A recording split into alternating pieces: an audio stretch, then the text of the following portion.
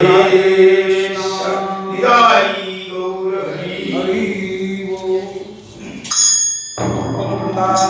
बिहारी लाल की जय। श्री राधा गिरीन्द्र बिहारी देवजू की जय।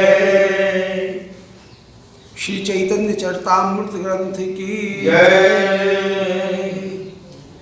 श्री निताय गौर हरि बोल।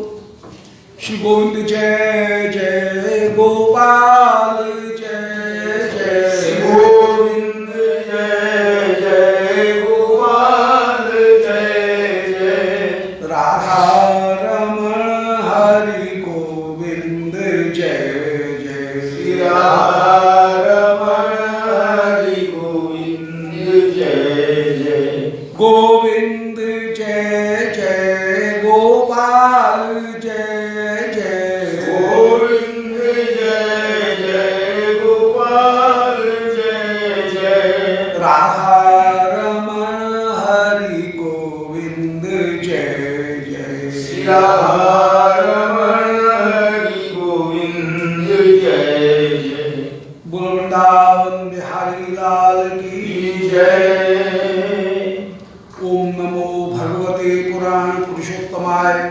ओम जयति पराशर सूनु सत्यवती हृदय नंदनो व्यासो यस्यास्य कमलगल्तम वाग्मय ममतम जगत्पेवती विश्वसर्ग विसर्गादि नवलक्षण लक्षितम श्री कृष्णाक्षरं परम धाम जगद्धाम नमामि तत् हृदयस्य प्रेरणया प्रवर्तितोऽहं वराकरूपोऽपि तस्य हरेः पदकमलं वंदे श्री चैतन्य देवस्य वंदेहम श्री गुरु श्री पदकमलम श्री गुरुं वैष्णवांश्च श्री रूपं साग्रजातं सह गण रघुनाथान्वितं तं सजीवं साद्वैतं सावधूतं परिजन सहितं श्री कृष्ण चैतन्य देवं श्री राधा कृष्ण पादान् सह गण ललिता श्री विशाखान्वितांश्च आर्यानुलंबित भुजौ कनकावदातौ संकीर्तनैक पितरौ कमलायताक्षौ विश्वम्भरौ द्विजवरौ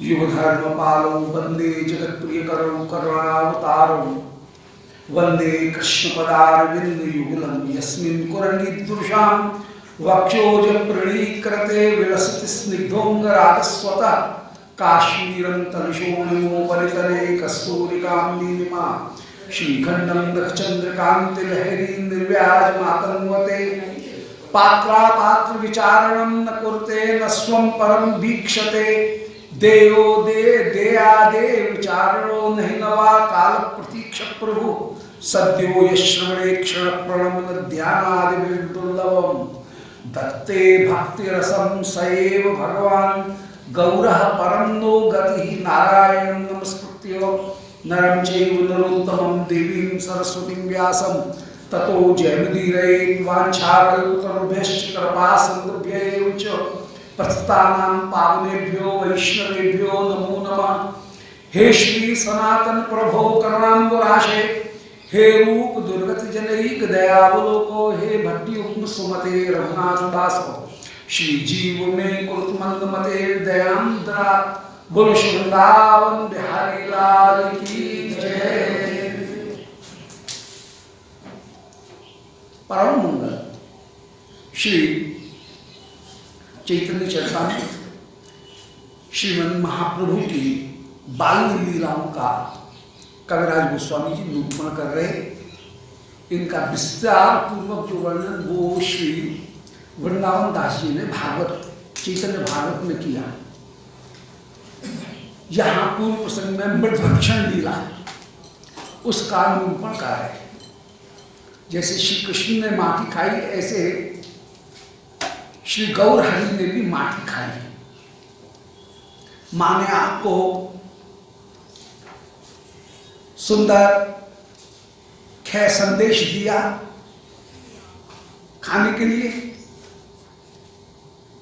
कटोरा में, परंतु श्री महाप्रभु ने उसको छोड़ करके और आप घुटमन चलते हुए चले गए और जाकर के आपने मिट्टी लेकर के और खाई। माँ घर के कामकाज में लग रही हैं, एकदम व्याकुल हो गई और उस समय हाय हाय करती हुई, अरे ये क्या करे, ये क्या करे, ऐसा कहती हुई आए और कह रहे हैं कि माटी क्यों खा रहे हो, माटी कहां से ले आए, माटी कहां से ले ली, माटी कहां से खा रहे हो, क्यों खा रहे हो। श्री गौरहरि उसमें रुदन करते हुए कह रहे हैं कि मां तूने मुझे माटी तो खाने को दी थी। मैंने कहा को माटी दी, मैंने तो तुझे खैर संदेश दिया है, एक मिठाई दी है, पर तुम माटी क्यों खा रहे हो। वो दोनों में क्या अंतर है। खैर संदेश भी माटी का ही विकार है और माटी भी माटी ही है। इन दोनों में भेद विचार क्यों कर रही हो। माटी का ही देह है, माटी का ही बनी हुई सारी वस्तुएं हैं।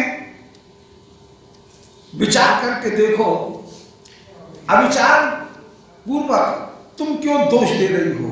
अब बालक ऐसे वेदांत की बात करे तो मां को तो आश्चर्य होगा ही। बोल क्या मिट्टी में और इस खे संदेश में कोई अंतर नहीं है। मैया मन विस्मित कर रही हैं, विस्मित हो रही है, विचार कर रही है कौन ने इसे ये ज्ञान योग प्रदान किया है।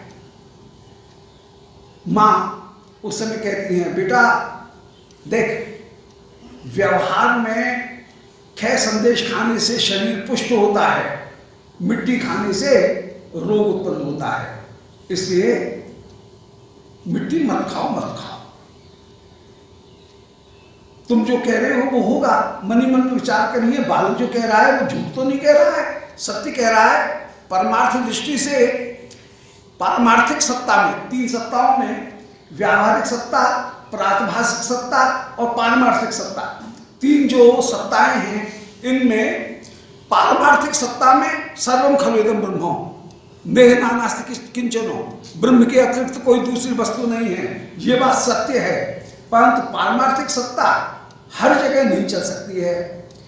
जब तक हम बाहरी देह के अभिनिवेश में विराजमान हैं और ज्ञान उपाधि ज्ञान से दूर नहीं हुई है, जो ब्रह्म ज्ञान है उसमें से उपाधि का अपवाद नहीं हुआ है, जब तक अध्यास है। दो शब्दों का प्रयोग वेदांत में होता है, एक अध्यास, एक अपवाद।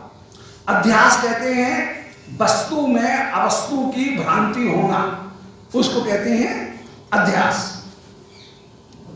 ब्रह्म ही सत्य है, परंतु उसमें देह की भ्रांति हो रही है कि ये देह है, ब्रह्म अलग है, देह अलग है, ऐसा विचार करना, देह में ब्रह्म की भ्रांति करना, इसको हम कहेंगे अध्यास। रस्सी में सर्प की भ्रांति होना, इसका नाम है अध्यास। वस्तु में अवस्तु की प्राप्ति होना, ये अध्यास। और अध्यास का जो निराश होता है, अध्यास को तो दूर किया जाता है, उसको कहते हैं वेदांत की भाषा में अपवाद। तो अध्यास और अपवाद, तो जब तक अपवाद नहीं हुआ है और जीव सर्वत्र ब्रह्म दृष्टि नहीं रख रहा है, वो व्यावहारिक सत्ता में है, तब तक उसे व्यावहारिक सत्ता ही माननी पड़ेगी।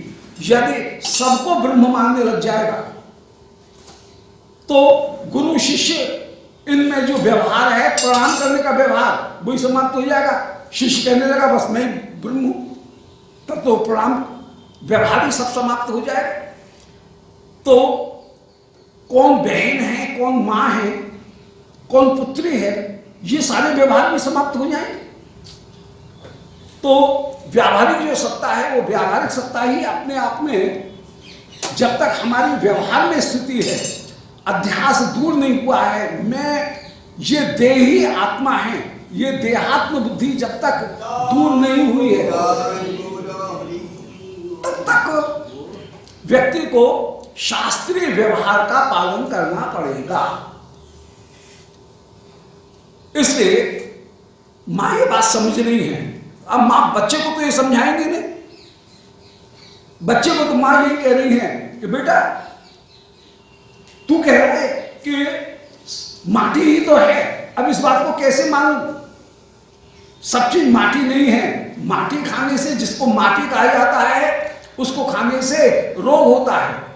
जिसको मैंने खैर संदेश दिया, उसको खाने से शरीर पुष्ट होता है। इसलिए बेटा, जहां से शरीर जिससे कष्ट पाए ऐसी चीज मत खाओ।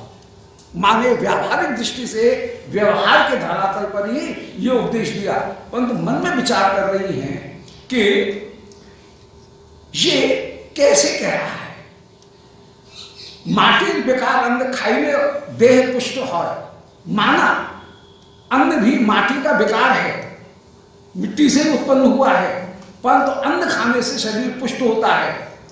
व्यवहार यही कहता है कि व्यावहारिक शरीर अन्न खाने से पुष्ट होता है और व्यावहारिक शरीर मिट्टी खाने से नष्ट हो जाता है। माटी खाइले रोग है देह या क्षय। माटी खाने से रोग होगा, देह क्षय को प्राप्त हो जाएगा, बीमार पड़ जाओगे, देह क्षय की प्राप्ति होती है। इसलिए माटी विकार घटे पानी भरे आनी, माटी पिंडे धरे यवे शेष याय पानी।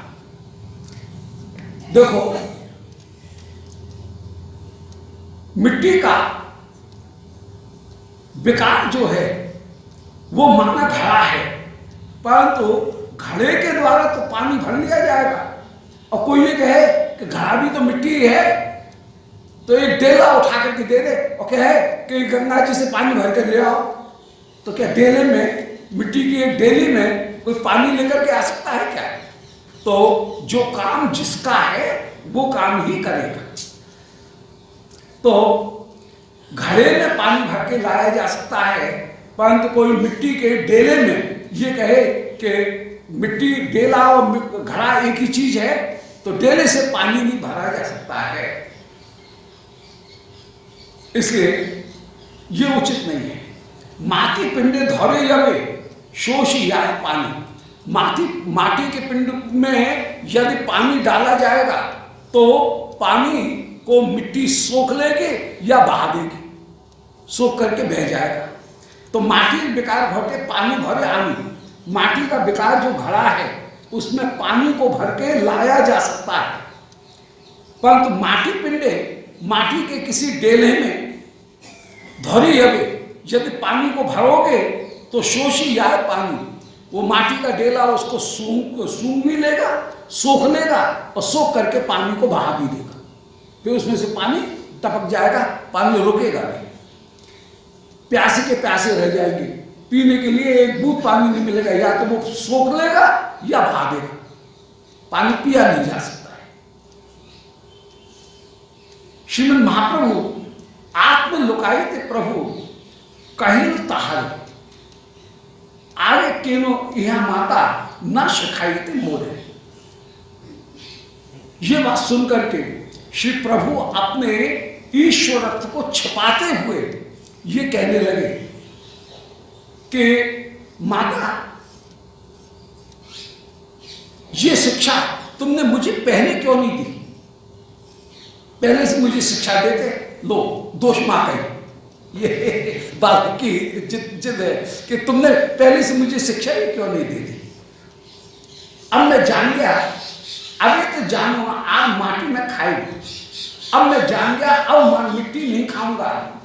क्षुधा लगेंगे तुम्हारे स्तन दुग्ध पीबी, भूख जब लगेगी तो मैं तुम्हारे दूध को ही पीऊंगा।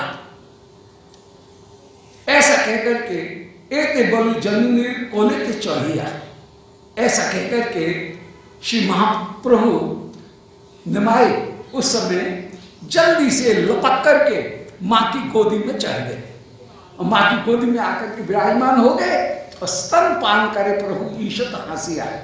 श्री प्रभु कुछ हंस करके स्तन पान कर रहे हैं।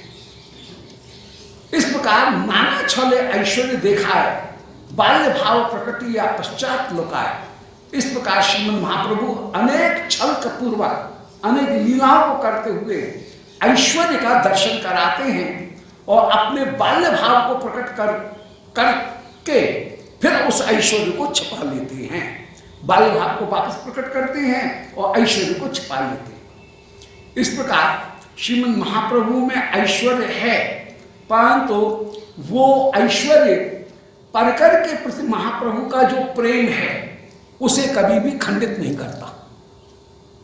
इसी प्रकार ऐश्वर्य का दर्शन करके परकर के हृदय में जो कृष्ण के प्रति, जो महाप्रभु के प्रति जो प्रीति है, वो प्रीति भी कभी खंडित नहीं होती है। यदि ऐश्वर्य का दर्शन करने पर कृष्ण का भाव खंडित हो जाए तो उसको हम ऐश्वर्य कहेंगे। ऐश्वर्य प्रकट करने पर यदि अर्जुन का भाव खंडित हो जाए तो उसको हम ऐश्वर्य कहेंगे। परंतु ऐश्वर्य प्रकट करने पर, मुख में विष्णु का दर्शन कर लेने पर भी, दामोदर लीला में बड़ी से बड़ी डोरी से कन्हैया को बांध लेने पर भी और न बांधने पर भी, कृष्ण में एक काल में विभुता और परिच्छन्नता दोनों एक काल में प्रकट होने पर भी, जहां ब्रजवासियों का कृष्ण के प्रति प्रेम भाव संकुचित नहीं हो, उसका नाम माधुरी ही है। तो जहां भाव संकुचित हो जाता है उसका नाम है ऐश्वर्य, जहां भाव संकुचित नहीं होता है उसका नाम है माधुर्य। नराकृत अतिमानुष जो लीला है, मनुष्यातीत लीलाएं, अतिमानुष लीलाएं, वो दोनों जगह विद्यमान है। अतिमानुष लीला होने पर भी कहीं भाव खंडित नहीं है, कहीं भाव खंडित है। निष्कर्ष की बात क्या हुई? मानवातीत अतिमानुष लीला होने पर भी जहां दोनों पक्षों का भाव खंडित न हो उसका नाम है माधुर्य। जहां मानव से परे की लीला, अतिमानुष लीला होने पर भी भाव यदि खंडित हो जाता है, संकुचित हो जाता है, तो उस परकर को और उस भाव को हम ऐश्वर्य भाव कहेंगे। श्री कृष्ण ने जब कंस को मारा, ऋषियों ने कृष्ण की स्तुति की, देवकी वसुदेव उस समय उस स्तुति को सुन करके वसुदेव जी के यज्ञ में हाथ जोड़ करके खड़े हो गए और कह रहे हैं कि युवाम नन्नस सुतौ, हमारे पुत्र नहीं हो। हाय हाय, ऐसी अश्लील बात कह दी, इतनी कड़वी बात, अश्लील बात कह दी कि तुम हमारे पुत्र नहीं हो। जबकि नंद बाबा ऐसा कभी नहीं कह सकते हैं, किसी भी हालत में वे नहीं कह सकते। मां अपनी आंखों के सामने देख रही हैं कि कृष्ण केवल स्वरूप शक्ति के ही आधार नहीं है। मृगभक्षण लीला में कहा कन्हैया खोल मुख, और कन्हैया का मुख खुल गया और देख रही हैं कि कन्हैया के उदर में स्वरूप शक्ति भी है, तटस्था शक्ति जीव भी है और बहिरंगा शक्ति जगत भी है। सारे ब्रज का भी दर्शन कर रही हैं, कन्हैया का भी, कन्हैया के मुख में दर्शन कर रही हैं स्वरूप शक्ति। अनंत जीवों का दर्शन कर रही हैं, उनकी कर्म वासनाओं का दर्शन कर रही हैं तटस्था शक्ति, और बहिरंगा शक्ति संपूर्ण जगत का दर्शन कर रही है। संपूर्ण जगत भी त्रिलोक उनके भीतर विराजमान है। पृथ्वी के प्रकृति के सारे 23 तत्व उनके भीतर विराजमान है। परंतु स्वरूप शक्ति, तटस्था शक्ति और बहिरंगा शक्ति के होने पर भी, उनके आश्रय होने पर भी यशोदा मैया का कभी भी कृष्ण के प्रति वात्सल्य भाव संकुचित नहीं होता है। कृष्ण जब जब भी अपने ऐश्वर्य का दर्शन कराते हैं, ब्रजवासी सबसे पहले विचार करते हैं कि इसका कारण कोई दूसरा होगा। पूतना मारी गई, नंद बाबा ने इतना पुण्य किया है, दान किया है, वो दान आड़े आ गया, पूतना मर गई, बालक का कुछ नहीं बिगड़ा। कन्हैया में कोई दम नहीं। बालक ने चरण की ठोकर मार करके, सारे गवाही हैं, सारे बालक जो देखने वाले हैं वे कह रहे हैं हमने अपनी आंखों से देखा, कन्हैया ने चरण की ठोकर मारी लाला ने और गाड़ा पलट गया। परंतु ब्रजवासी विश्वास नहीं कर रहे हैं। प्रशंसा हो रही है किसकी? नंद बाबा की, कि दुष्ट ये बाबा तेरे पुण्य का प्रताप है। तृणावर्त कन्हैया को लेकर के मर ओढ़ा और तृणावर्त मर गया। प्रशंसा कन्हैया की नहीं हो रही है, कोई कन्हैया के पैर नहीं लग रहा है, पैर नहीं छू रहा है, सब छू रहे हैं बाबा के पैर। बोले बाबा बड़े पुण्यवान हो, तुम्हारे पुण्य से तुम्हारा लाला जी गया और दुष्ट मारा गया। दुष्ट स्वपापेन विहंसत खलः साधु समत्वेन भयात् विमुच्यते। दुष्ट अपनी दुष्टता के कारण स्वयं मारा जाता है, साधु अपनी साधुता के कारण भय से मुक्त हो जाता है। कन्हैया में कोई दम नहीं है, सारी महिमा नंद बाबा की। तो ये ब्रजवासियों का स्वभाव है। कभी यशोदा कृष्ण के जम्हाई लेने में, कृष्ण के मुख में दोबारा जब दर्शन करती हैं, पहली बार जब विष्णु रूप का दर्शन करती हैं, मैया मन में विचार करती हैं मेरा कोई भ्रम है, लो सा भ्रम आ गया। तो या तो कारणांतर की योजना, चार चीज हैं, या तो कारणांतर की योजना, कोई दूसरा कारण ढूंढ लेंगे, या अपना भ्रम, मेरा अपना भ्रम है,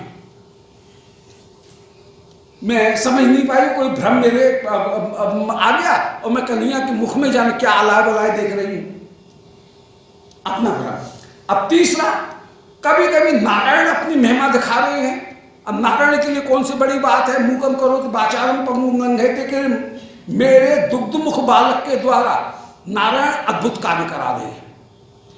कन्हैया में कोई दम नहीं है, सब नारायण की महिमा है। लो कन्हैया फिर वहीं टपटपाते रह गए अकेले, उनमें कोई दम नहीं। ये रस की रीति है और कन्हैया के प्रति वही भाव है।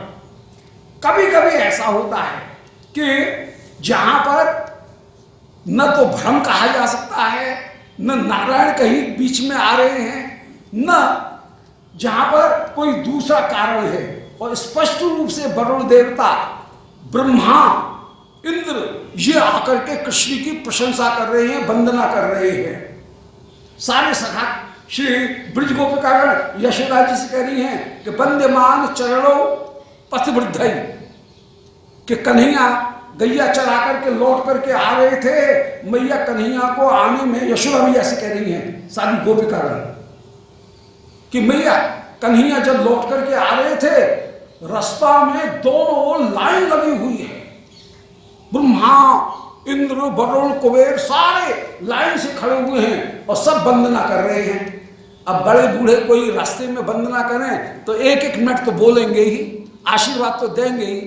इसलिए कृष्ण को यहाँ नंद भवन में पहुंचने में, गैयाओं को लेकर के लौटते समय पहुंचने में देर हो गई। अब लोग सारे गवाही देने वाले विद्यमान हैं कि ब्रह्मा स्तुति कर रहे हैं, परंतु श्री यशोदा जी के हृदय में कभी भी ये भाव नहीं है कि हाय मेरा बेटा ईश्वर है। ये भाव है कोई का बेटा ऐसा जाके ब्रह्मा स्तुति करे, मेरा बेटा ऐसा, ये भाव है। कृष्ण ईश्वर है ये भाव नहीं है, मेरा बेटा इतना बड़ा है कि बड़े बड़े उसके चरणों की वंदना करते हैं।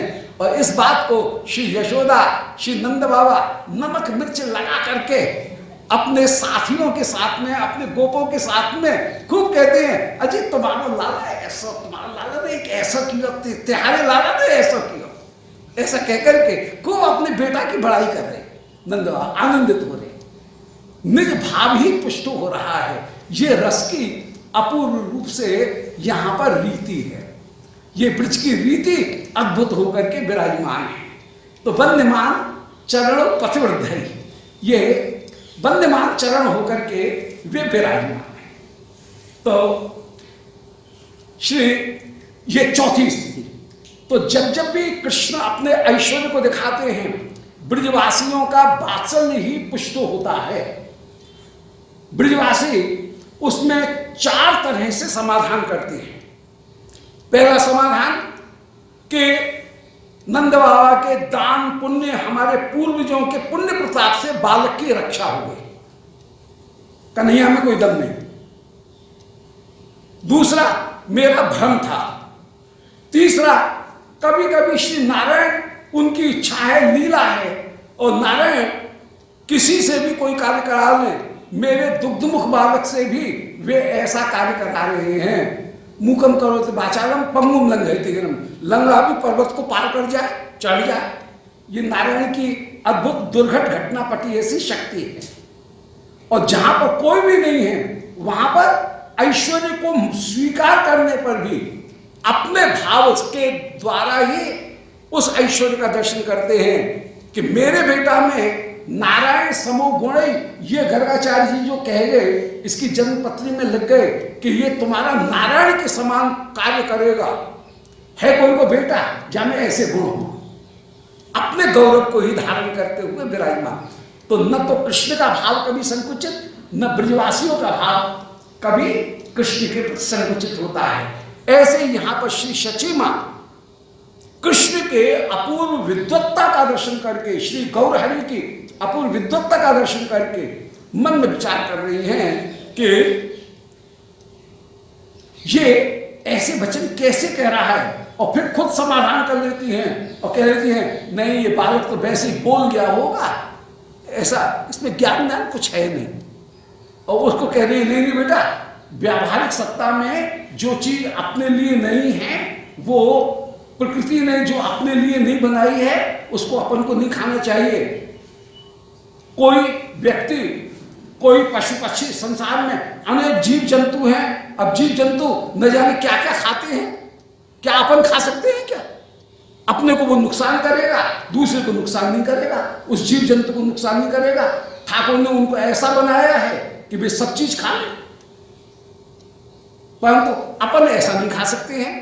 कोई कीड़ा मकोड़ा भी खा ले, परंतु क्या अपन खा सकते हैं क्या? ऐसा कहकर के कहीं समझा।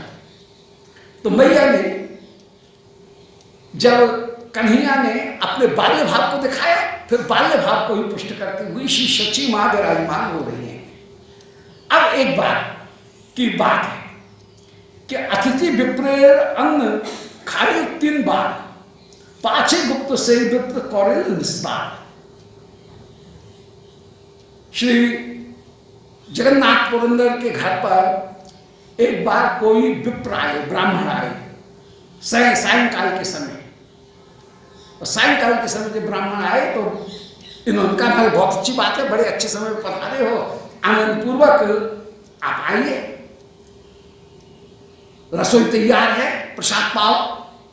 ये बोले नहीं साहब, हम तो स्वयं पाकी हैं, अपने हाथ से अपरस में बना करके ठाकुर को भोग लगा करके फिर भोजन करती हैं। कोई बात नहीं, सब चीज तैयार है, भंडार की सारी सूखा सामान दे दिया। इन्होंने चौका लगा करके सब बर्तन नए परिष्कार करके इन्होंने रसोई बनाई, और रसोई बना करके सुंदर भोग लगाया। और भोग लगा करके जो पटबंद किए और भोग लगा रहे हैं कि हे गोपाल, आनंद पूर्वक अरोगना। महाप्रभु न जाने कहां से पहुंच गए और जो भी भोग लगाया था, रखा हुआ है, उस भोग को स्वयं आरोग गए हैं, स्वयं खा गए। इतने में उसने देखा कि बालक निमाई जो नारायण को समर्पित किया गया है, गोपाल को समर्पित किया गया है, उसको निमाई खा रहा है। भोग को नष्ट करते हुए देख करके हाय हाय कह के पुकारा, अरे बालक कहां से आ गए? तो वो बालक ठाकुर के भोग को खा गए। जगन्नाथ मिश्र बड़े गुस्सा हुए और लठिया लेकर के दौड़े हैं, नमाई को ताड़ना कर रहे हैं। ब्राह्मण ने कहा अरे नहीं, कोई बात नहीं, बालक को मालूम मत, ठीक है, बालक तो बालक है, बालक कोई थोड़ी जानता है, कोई बात नहीं, जो भी है। अब देर बहुत हो गई है, ज्यादा क्या, थोड़ी सी बना देंगे। पहले तो 4 चीज बनाई, अब थोड़ी सी बनाई, अब थोड़ी सी बनाई, और जो भोग रखा नमाई दोबारा भी आ गई और दोबारा भी खा गए भोग। शची मां उनसे कहा कि नमाई को दूसरे घर में ले जाना। शची मां नमाई को लेकर के दूसरे घर में चली गई, परंतु फिर भी जाने कहां से नमाई आ गए और आकर के उस वस्तु को भी खा गए। ब्राह्मण फिर से पुकारा, हाय हाय, मेरे नारायण के भोग को, गोपाल जी के भोग को ये नमाई खा गया, बालक खा गया। श्री जगन्नाथ पुरंदर, मिश्र पुरंदर, उनको बड़ा भारी गुस्सा आई, लठिया लेकर के बालक को डांटने के लिए, और बालक कहीं भाग गया कि कहीं पिताजी पीट नहीं गए। इस बार इतने गुस्सा हो गए, बालक को बंद कर दिया है और लठिया लेकर के स्वयं पहरे के ऊपर बैठ गए। ब्राह्मण से क्षमा कर रहे हैं, बोले मरे आपको भोजन में इतनी देर हो गई, क्षमा करेंगे। तीसरी बार रसोई आग्रह करके कराई। ब्राह्मण बोला नहीं जी आप भोजन की जरूरत नहीं है, आप तो सो जाएंगे। बोले ऐसे नहीं महाराज, रसोई तो आपको करनी पड़ेगी, भूखे नहीं सोने देंगे और मैं पहरे पर बैठा हूं, अब कोई नहीं आ सकेगा। पहरे के ऊपर बैठ गए हैं और ब्राह्मण ने भोग सिद्ध किया और भोग सिद्ध करके अमनिया सिद्ध करके जो ध्यान कर रहे हैं, इष्ट का ध्यान कर रहे हैं, इतने में क्या देखते हैं निमाई जाने कहां से प्रकट हो गए और वहां पर फिर से भोजन कर रहे हैं। श्री जगन्नाथ मिश्र को भी जाने कैसे झपका आ गया, नींद आ गई। अब ब्राह्मण ने जब ध्यान से देखा तो देख करके आश्चर्यचकित हो रहा है कि वहां पर निमाई और गोपाल दोनों एक स्वरूप होकर के बैठे। गोपाल में और निमाई में अंतर नहीं देखा। गोपाल के स्थान पर निमाई को ही साक्षात रूप में देखा और निमाई को गोपाल से अभिन्न करके इष्ट देव के रूप में इन्होंने दर्शन किए हैं। चैतन्य भागवत में उस चरित्र का श्री वृंदावन दास जी ने विस्तार पूर्वक वर्णन किया। यहाँ पर तो एक लाइन में उन्होंने कह दिया कि 3 बार भोजन दिए, अतिथि विप्रेत अन्न खाए 3 बार। 3 बार आपने उस अतिथि ब्राह्मण के अन्न को खाया। पाछे गुप्ते से ही विप्रे कौरल निस्तार और छिप करके खाया। फिर बाद में उस ब्राह्मण को सब कुछ पता लगा, केवल एक पंक्ति में, एक प्यार में उस पूरी घटना का वर्णन कर दिया। जान गए कि आज मैं कृतकृत्य हुआ, साक्षात श्री कृष्ण ने, श्री गोपाल ने मेरे नैवेद्य को स्वीकार किया है। ये सुन करके ब्राह्मण को परम परम आनंद की प्राप्ति हुई और ब्राह्मण अपना अपराध क्षमा करा करके परम कृतार्थ हो गया है, परम आनंदित हुआ। निमाई के चरणों में बार बार प्रणाम कर रहा है और उस समय कृतार्थ होकर के विराजमान हुआ कि आज मेरी साधना सफल हुई, फलीभूत हुई। निताय गौर हरि बोल। अब श्री निमाई का भी आग्रह कि मैं आभूषण पहनूंगा। कृष्ण का स्वभाव ही है आभूषण। जलधारा नमस्कार प्रियो भानु, सूर्य जो है वो नमस्कार प्रिय हैं, उनको नमस्कार बहुत अच्छी लगती है, सूर्य का उपस्थान करना, प्रणाम करना। जलधारा प्रिय शिवा, श्री शिव जलधारा को बहुत पसंद करते हैं और